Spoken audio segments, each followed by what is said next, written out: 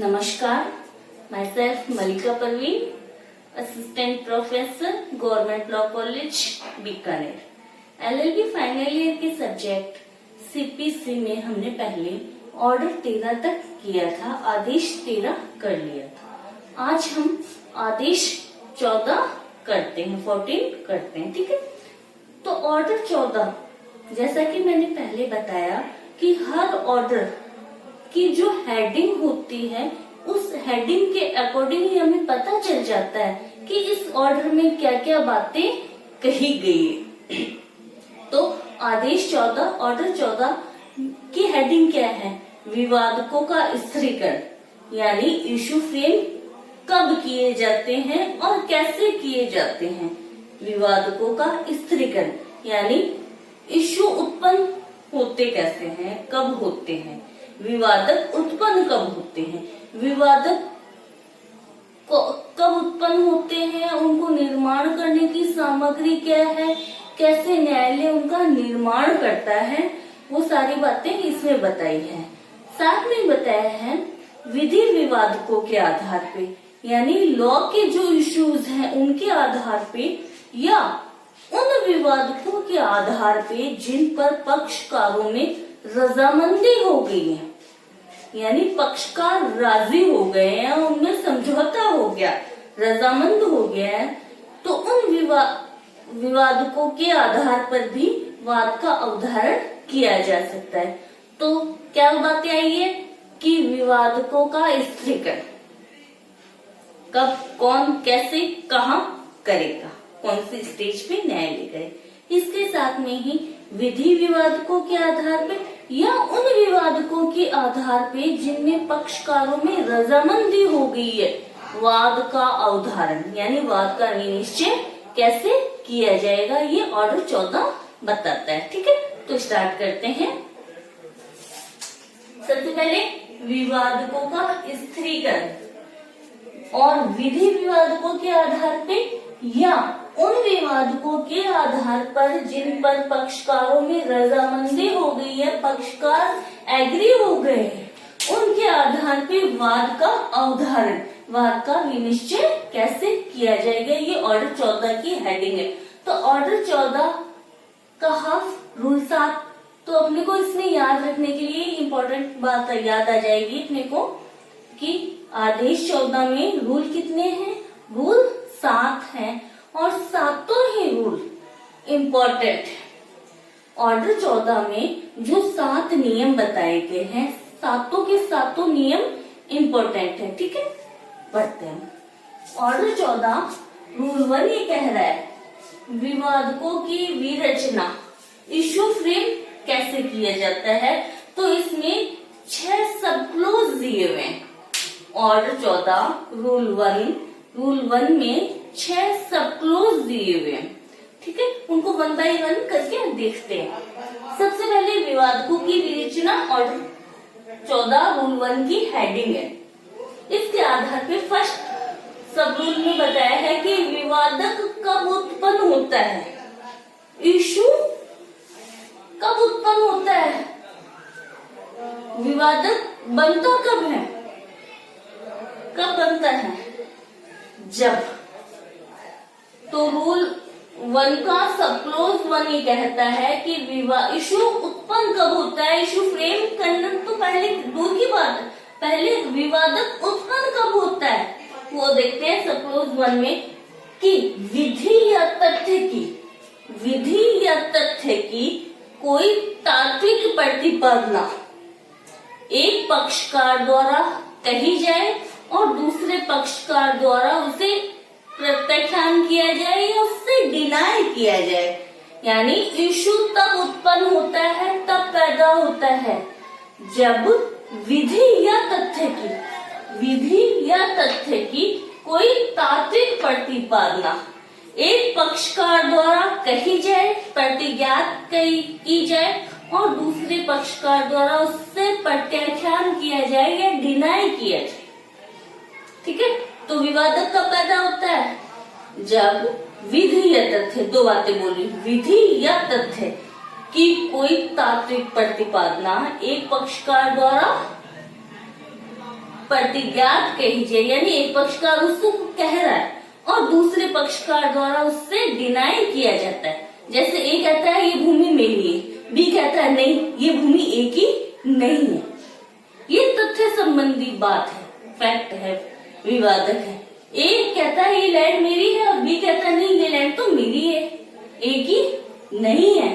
तो ये तथ्य संबंधी विवादक है, उत्पन्न हो गया कि एक ने बात कही और दूसरे ने उस बात से डिनाई किया, उस बात को से मानने से इनकार किया। ठीक है, नेक्स्ट पॉइंट सब क्लोज 2 में आता है कि तार्किक प्रतिपादना क्या है। मैंने फर्स्ट पॉइंट में बोला विधि या तथ्य संबंधी कोई तार्किक प्रतिपादना। अब तार्किक प्रतिपादना क्या है, सब क्लोज 2 ये कह रहा है तार्किक प्रतिपादना क्या होती है, विधि या तथ्य की, विधि या तथ्य की वे प्रतिपादनाएं, यानी विधि या तथ्य की कोई बात, कोई जो इम्पोर्टेंट बात है, तार्किक मतलब इम्पोर्टेंट, विधि या तथ्य की कोई इम्पोर्टेंट बात जो वाद लाने वाला पक्षकार, वाद लाने वाला पक्षकार अपने अधिकार को दर्शित करने के लिए कहता है, यानी विधि या तथ्य की वे प्रतिपादनाएं जो, यानी विधि या तथ्य की कोई इम्पोर्टेंट बात जो वाद लाने वाला पक्षकार अपने अधिकार को दर्शित करने के लिए कोई बात कहता है, या विधि या तथ्य की वे प्रतिपादनाएं या वे प्रतिपादनाएं जो अपनी प्रतिरक्षा, अपने अधिकारों की प्रतिरक्षा करने के लिए प्रतिवादी द्वारा कोई बात कही जाती है।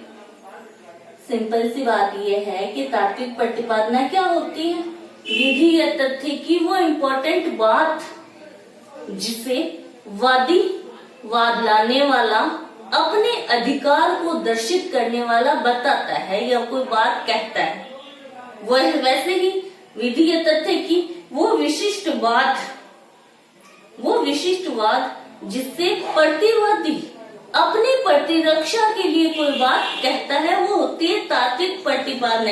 एग्जाम्पल जैसे ए और बी के बीच में विवाद है, ए कहता है भूमि मेरी है, बी कहता है भूमि मेरी है। ठीक है, अब ए किस बेस पे कह रहा है, कौन सी बात, ये कहेगा मेरी ये डॉक्यूमेंट है या ये मेरे को ये पूर्वजों से मिली है, ये तथ्य की तार्किक प्रतिपादना, यानी ये अपने अधिकार को दर्शित करने के लिए जो बात कह रहा है वो होती है तार्किक प्रतिपादना। जैसे ही बी कहेगा नहीं ये तो लैंड मेरी है, अगर बी इस बात को साबित करने के लिए ये क्यों बात कह रहा है, बिना आधार के कोई बात नहीं कह सकता, यानी अपनी प्रतिरक्षा में जो बात कह रहा है वो विधि या तथ्य की कोई तार्किक प्रतिपादना या प्रतिपादना, वो तार्किक इम्पोर्टेंट प्रतिपादना होती है। ठीक है, थर्ड आता है कि हर एक तार्किक प्रतिपादना एक अलग विवादक विरचित गठित करती है। जैसे एक ए ने कहा बी ने मेरी भूमि पे अवैध रूप से कब्जा कर लिया, एक विवादक ए कहता है कि मैंने इसको किराएदार के रूप में रखा, इसने कब्जा नहीं किया। दूसरा विवादक कि कब्जा खाली नहीं कर रहा है, किराया नहीं दे रहा है, या इसने भूमि पर अवैध निर्माण कर लिया। तीसरा विवादक, यानी हर एक तार्किक प्रतिपादना एक अलग विवादक का निर्माण करती है। थर्ड पॉइंट ये है, हर एक तार्किक प्रतिपादना एक अलग विवादक को जन्म देती है या उसका निर्माण करती है। फोर्थ सब क्लोज, विवादक दो प्रकार के होते हैं, विवादकों को दो भागों में दो प्रकार के होते हैं। फर्स्ट आता है तथ्य संबंधी विवादक, सेकंड आता है विधि विवादक। तथ्य संबंधी विवादक और विधि संबंधी विधि विवादक। ठीक है, यानी एक वाद में कोई जरूरी नहीं है कि सारे तथ्य संबंधी इश्यू फ्रेम हो, कुछ लॉ से रिलेटेड इश्यू भी हो सकते हैं। तो यानी इश्यू दो प्रकार के होते हैं, या फैक्ट संबंधी होंगे या लॉ संबंधी। नेक्स्ट आता है सब क्लोज 5, ये बताता है कि न्यायालय विवादकों की विरचना कैसे करेगा, कहाँ से स्टार्ट करेगा? तो न्यायालय सबसे पहले क्या है, पक्षकारों द्वारा पेश किए गए अभिवचनों यानी वाद पत्र या लिखित कथन में क्या बात कही है उन्होंने, उसको देखता है। बाद में देखता है कि परिप्रश्नों के उत्तर में, सॉरी इसमें एक बार लिखना भूल गई मैं, इसमें आता है पक्षकारों की परीक्षा। पक्षकारों की परीक्षा कहाँ होती है? पक्षकारों की परीक्षा ऑर्डर 10 रूल 1 वाद की प्रथम सुनवाई पर परीक्षा, यानी सबसे पहले न्यायालय क्या देखता है? अभिवचनों को देखता है। सेकंड बाद में देखता है पक्षकारों की परीक्षा करता है कि कौन से अभिकथन को स्वीकार है और किन से वो डिनाई कर रहे हैं। उसके बाद न्यायालय देखता है कि परिप्रश्नों में क्या उत्तर दिया है। ऑर्डर 11 रूल 8 परिप्रश्नों के जो उत्तर पेश किए जाते हैं वो। उसके बाद में दस्तावेज कहाँ पे पेश किए जा रहे हैं? ऑर्डर 13 में, यानी दस्तावेजों में पक्षकारों ने क्या बात कही है वो भी देखते हैं। इसके साथ साथ में पक्षकारों द्वारा शपथ पर बयान ऑर्डर 14 रूल 3 और यानी ये 5-6 कंटेंट्स ऐसे हैं जिन पर न्यायालय क्या देखता है, इन सबको विचार विमर्श करता है। इन सबकी परीक्षा, पक्षकारों अभिवचनों को देख लिया, पक्षकारों की परीक्षा कर ली, परिप्रश्नों की क्या उत्तर आया वो देख ली। उसके बाद में देख लिया कि दस्तावेज कौन कौन से पेश किए हैं। इन सबको देखने के बाद में न्यायालय ये डिसाइड करता है कि किस तथ्य या विधि की प्रतिपादना पर पक्षकारों में विवाद है। एक्चुअल में न्यायालय देखता है विधि या तथ्य की किस बात पे पक्षकारों में विवाद है। अगर कोई विधि या तथ्य की कोई बात पक्षकार द्वारा दूसरे पक्षकार द्वारा स्वीकार कर ली जाती है तो वो विवाद नहीं माना जाएगा, तो वो इश्यू फ्रेम विवादक की विरचना न्यायालय नहीं करेगा। ठीक है, न्यायालय इस विवादकों की विरचना इस प्रकार करेगा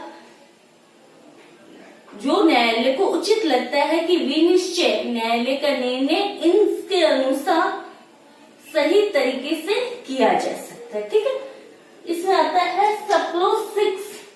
सबक्लोज 6 ये कह रहा है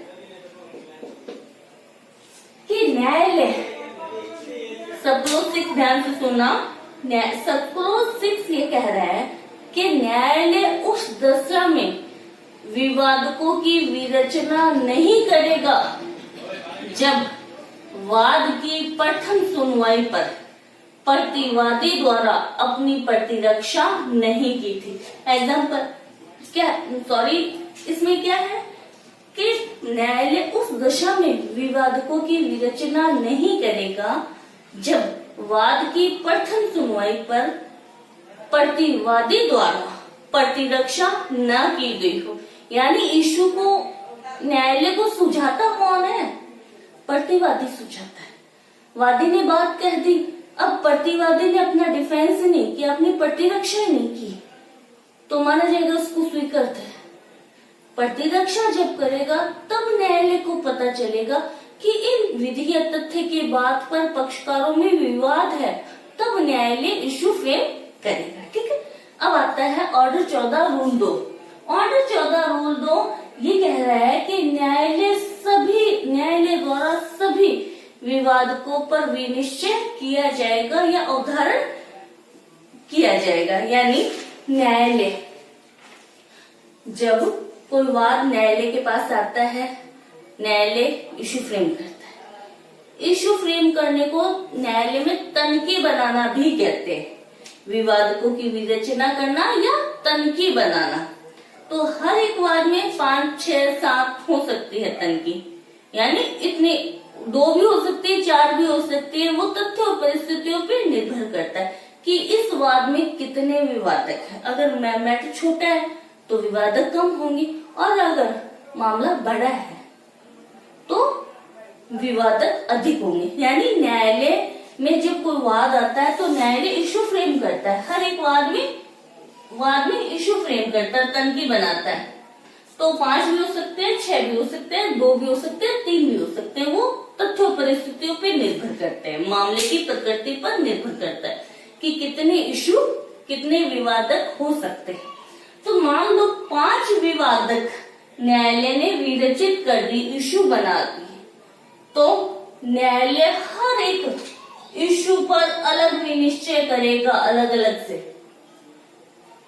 कि विवादक संख्या 1 वादी के या प्रतिवादी के पक्ष में डिसाइड की जाती है, पर विवादक संख्या 2 पर अलग निर्णय देगा, विवादक संख्या 3 पर अलग निर्णय देगा, 4 पर अलग निर्णय देगा।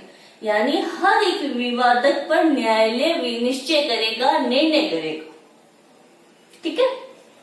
और अगर कोई वाद ऐसा है, न्यायालय विचारण करते समय न्यायालय को लगता है कि किसी वाद में विधि संबंधी विवादक और तथ्य संबंधी विवादक दोनों ही प्रकार के इशू है, विवादक है, तो न्यायालय को लगता है, न्यायालय की राय ये है कि इस वाद को विधि विवादक है इस वाद में, तो सबसे पहले न्यायालय क्या करेगा, विधि विवादकों का निपटारा करेगा। तथ्य संबंधी जो विवादक है उनके निपटारे को एक बार स्थगित करेगा। ऐसा नहीं है कि वो तथ्य संबंधी विवादकों का विनिश्चय नहीं करेगा, उनका विनिश्चय को स्थगित करेगा, एक बार उनको एडजर्न करेगा, और न्यायालय पहले विधि संबंधी विवादकों को डिसाइड करेगा। न्यायालय की राय है कि अगर विधि संबंधी विवादकों का निपटारा करने से संपूर्ण निर्णय का ही विनिश्चय किया जा सकता है, तो न्यायालय विधि संबंधी विवादकों का विनिश्चय पहले करेगा। अब विधि संबंधी विवादक होते कौन से? न्यायालय की क्षेत्राधिकार से संबंधित विवादक, कि इस न्यायालय का क्षेत्राधिकार है, जुडिक्शन है या नहीं है। न्यायालय का क्षेत्राधिकार संबंधी विवादक होते हैं, वो विधि संबंधी विवादक है। या कोई ऐसा प्रश्न है जिसने ये कहा जाए कि तत्समय एट प्रेजेंट जो लॉ है, तत्समय प्रवर्त विधि द्वारा इस वाद को वर्जित किया जाए, इस वाद का संज्ञान नहीं लिया जाना चाहिए, यह वाद का विचार नहीं किया जाना चाहिए। यानी फर्स्ट कौन से, जुडिक्शन यानी क्षेत्राधिकार से संबंधित वाद।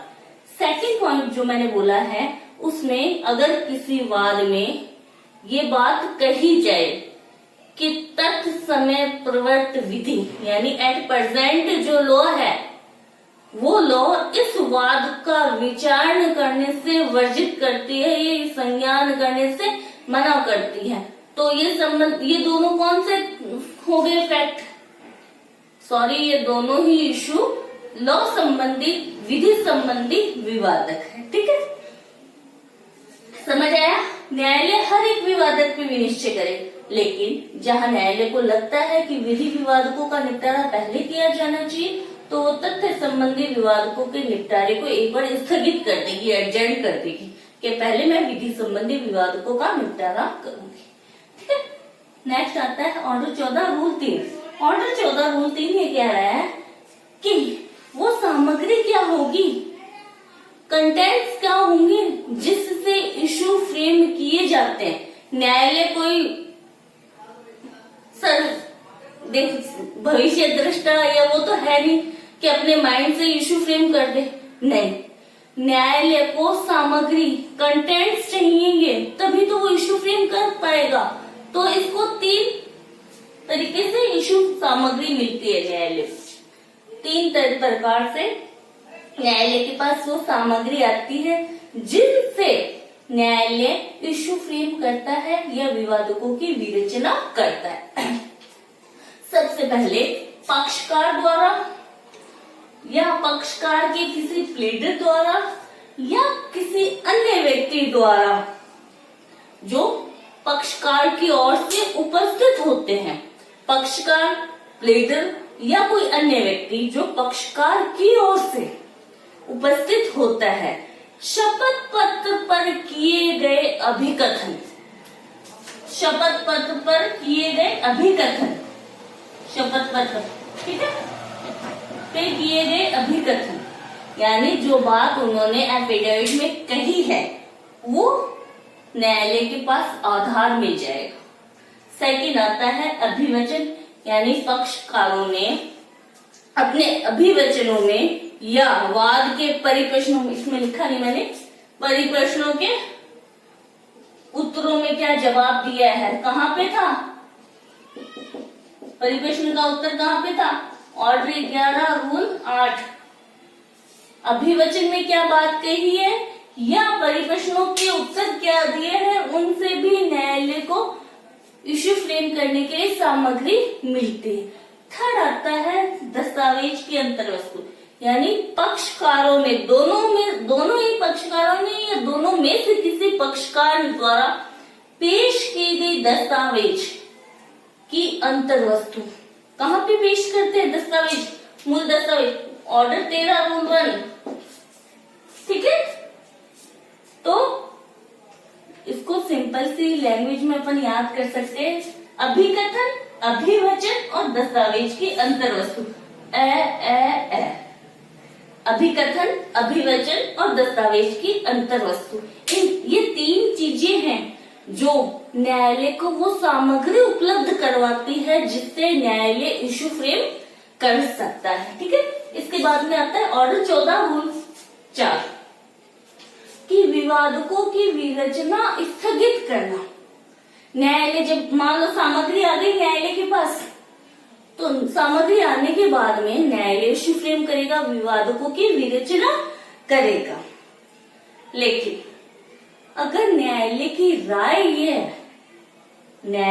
राय ये है कि किसी पक्षकार की या किसी साक्ष्य की या किसी दस्तावेज की परीक्षा और की जानी चाहिए जिससे न्यायालय को इश्यू फ्रेम करने में सहायता मिल सके या वो उचित इश्यू फ्रेम कर सके, यानी पक्षकारों की परीक्षा या साक्ष्यों की परीक्षा या दस्तावेजों की परीक्षा और की जानी चाहिए, तो न्यायालय क्या करेगा, इश्यू फ्रेम करने की कार्रवाई को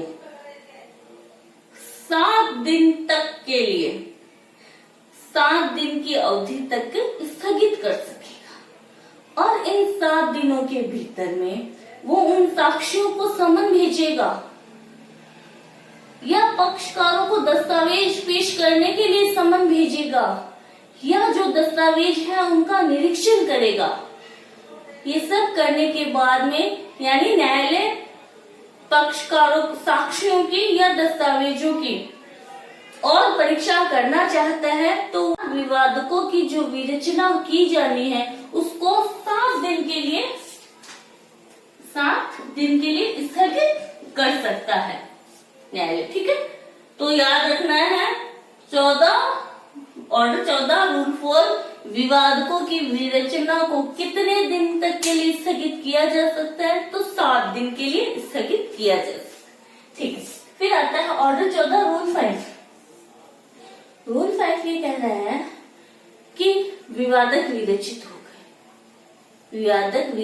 हो गए, उसके बाद में न्यायालय को लगता है कि इनमें संशोधन किया जाना चाहिए या अतिरिक्त विवादक जोड़ा जाना चाहिए या कोई ऐसा इश्यू फ्रेम हो गया या ऐसा कोई विवादक विरचित हो गया जिससे वाद के निपटारे के लिए आवश्यक नहीं है, उसको काटा जाना चाहिए।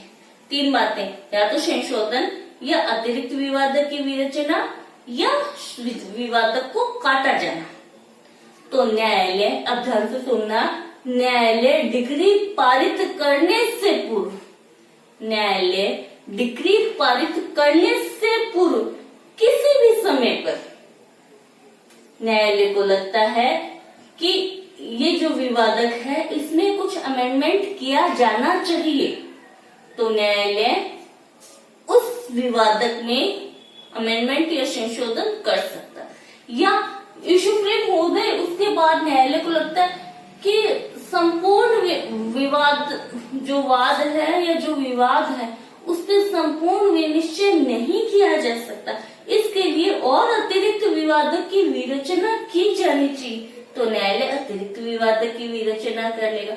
और अगर न्यायालय को डिग्री पारित करने से पूर्व लगे कि कोई ऐसा विवादक विरचित कर लिया गया था जो कि वाद के निपटारे के लिए या उसके वाद के विनिश्चय के लिए आवश्यक नहीं है, तो न्यायालय उस विवादक को काट भी सकता है। यानी न्यायालय की पावर है डिग्री पारित करने से पूर्व वो संशोधन कर सकता है, न्यायालय अतिरिक्त विवादक विरचित कर सकता है या किसी विवादक को न्यायालय काट भी सकता है।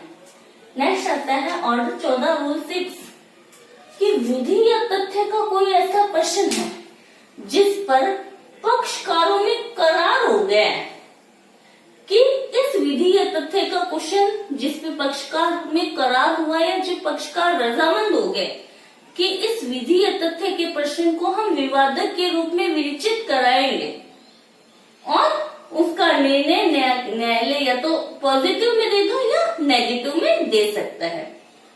ठीक है, यानी पक्षकार रजामंद जो हो जाते हैं या तो विधि संबंधी बात पे होंगे या तथ्य संबंधी बात पे, और वो एक करार कर लेते हैं, लिखित एग्रीमेंट कर लेते हैं, रिटर्न में एग्रीमेंट कर लेते हैं और उसमें ये लिखते हैं कि इस करार को हम एक विवादक के रूप में विरचित करवाएंगे न्यायालय से और उस विवादक पर निर्णय प्राप्त करेंगे। अब वो करार किस बातों के लिए, किन चीजों के लिए हो सकता है, तो ऑर्डर 14 रूल 6 में बताया है कि करार विधि या तथ्य संबंधी किसी भी प्रश्न पे हो सकता है, विधि या तथ्य के किसी भी प्रश्न पे हो सकता है।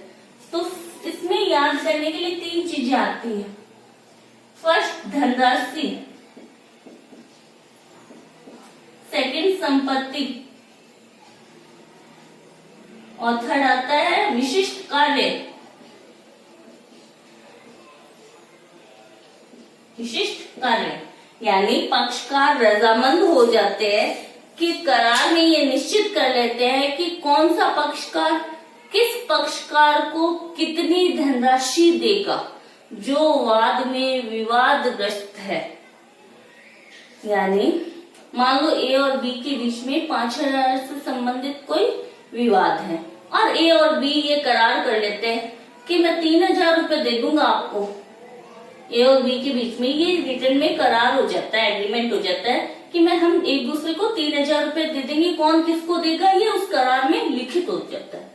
यानी फर्स्ट बात किस लिए करार कर सकते हैं, वो धनराशि के लिए करार कर सकते हैं। सेकंड आते हैं वो करार में संपत्ति भी निर्दिष्ट कर सकते हैं कि कौन सा पक्षकार किस पक्षकार को एक दूसरे पक्षकार पे कौन सी संपत्ति कितना भाग और कब और कैसे देगा, यानी संपत्ति से संबंधित करार कर सकते हैं। फर्स्ट धनराशि से संबंधित कर सकते हैं, सेकंड संपत्ति से संबंधित कर सकते हैं।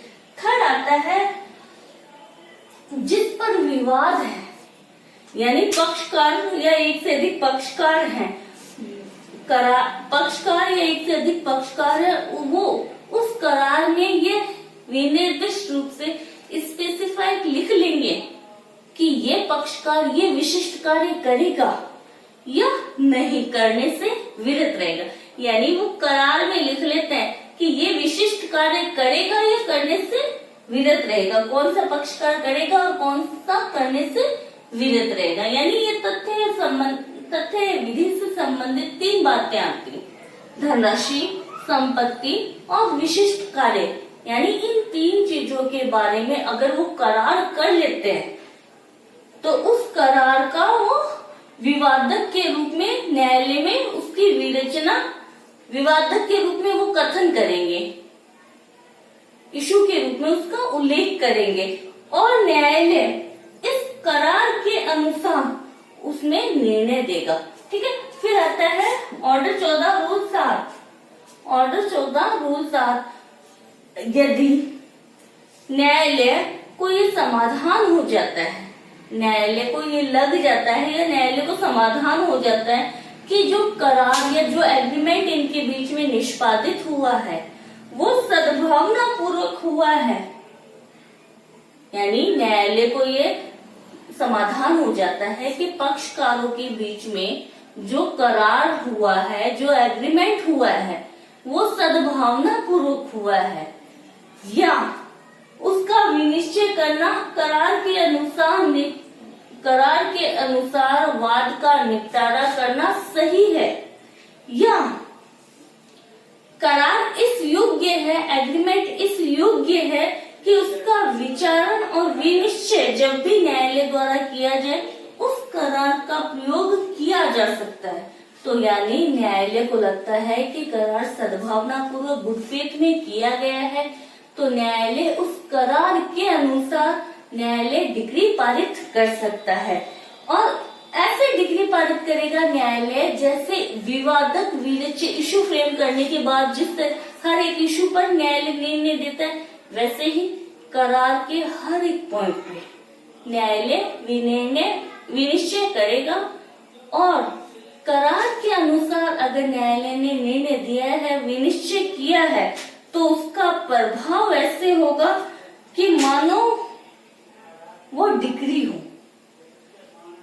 एग्रीमेंट के अनुसार न्यायालय ने निर्णय दे दिया, वो डिक्री के समान उसका प्रभाव होगा। ठीक है, तो ये ऑर्डर 14 में रूल 7 थे टोटल, जो इशू फ्रेम कैसे होते हैं, उनकी सामग्री कब होती है, क्या उसमें संशोधन किया जा सकता है, सारी बात बताता है। आई होप समझ आया होगा। Thank you so much.